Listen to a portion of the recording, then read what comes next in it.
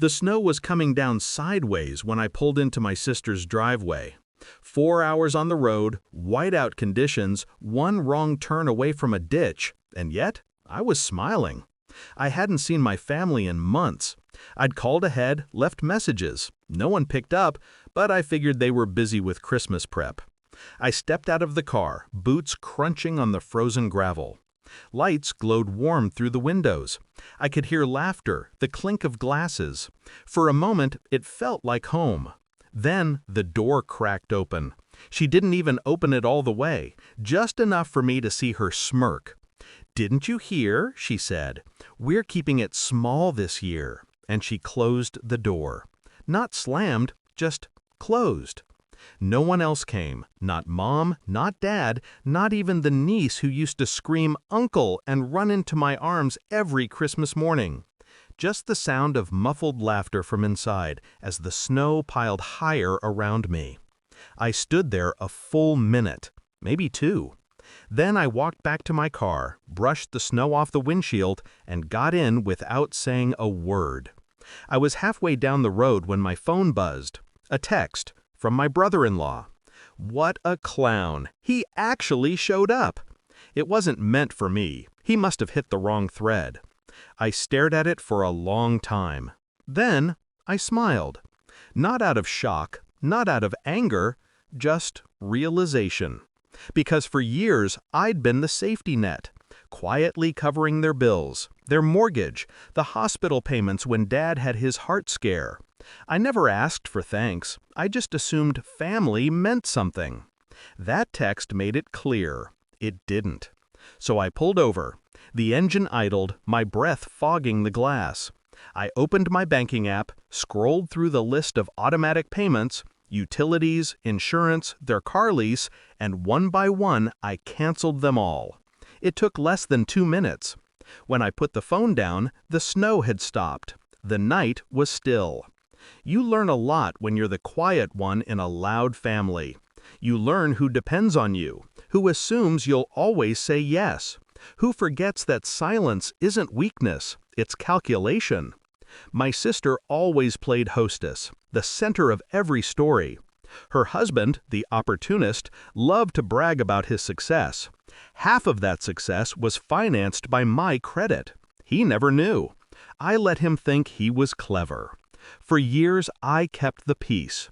Every family dinner, every forced smile, every insult disguised as a joke. "You're too sensitive. You should lighten up. He's just teasing." I lightened up, eventually. I learned to laugh with my mouth closed and my eyes open. My hands shook as I paused the video. Then I saved it, and copied it again. The law is slow, but humiliation, that's immediate. I didn't rush. Revenge isn't about rage, it's about precision. First, I found his weakness, reputation. He fancied himself a respected businessman. His company's board worshipped him, investors trusted him, and every interview he gave was dripping with self-righteous family values. I created a folder, Family Records. Inside, every video, every bruise photo my daughter had sent me years ago by accident, every whisper my grandson had shared. I compiled dates, times, screenshots of text messages I'd discreetly retrieved from her old phone. Then I reached out to the one person who'd ruin him faster than I ever could, his business partner. Anonymously. The email contained only a single line. "This is who you're working with." And a link. By the next week, the company's board called an emergency meeting. He didn't know I was sitting in my car across the street, watching him storm into the building. An hour later, he came out pale, shaken.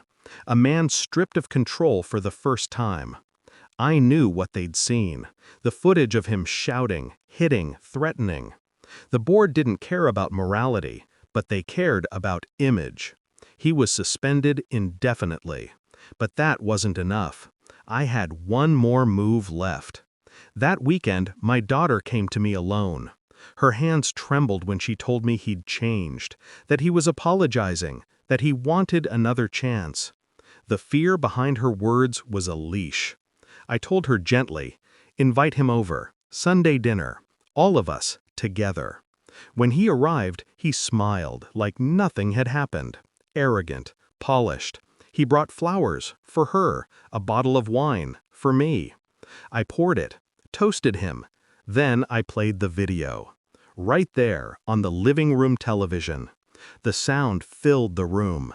The slap, the cry, his voice commanding silence. My grandson froze beside his mother. She covered her mouth. He lunged for the remote, but I stepped between them. My voice was low, deliberate. If you touch her again, I'll make sure the police, your company, and your entire social circle see everything you are. He tried to speak, but words failed him. My daughter's tears turned to anger, real anger this time. She looked at me, then at him, and finally said, "Get out." He left, not in rage, in ruin. Months have passed since then. My daughter filed for divorce, got full custody, started therapy. She smiles now, really smiles. My grandson laughs freely, no longer flinches at sudden sounds. As for him, his business collapsed. His partner took over, citing ethical misconduct. His friends vanished. His face occasionally appears online, pale and desperate, denying everything. I don't respond. Sometimes I sit at that same dinner table, remembering the night it all began. The tiny voice under the table, the trembling hands, the truth whispered through tears. I replay it, not out of guilt, but clarity. Because revenge isn't about hatred, it's about restoration. They say justice is blind, but a father sees everything. And when he decides to act, there's no escaping his sight.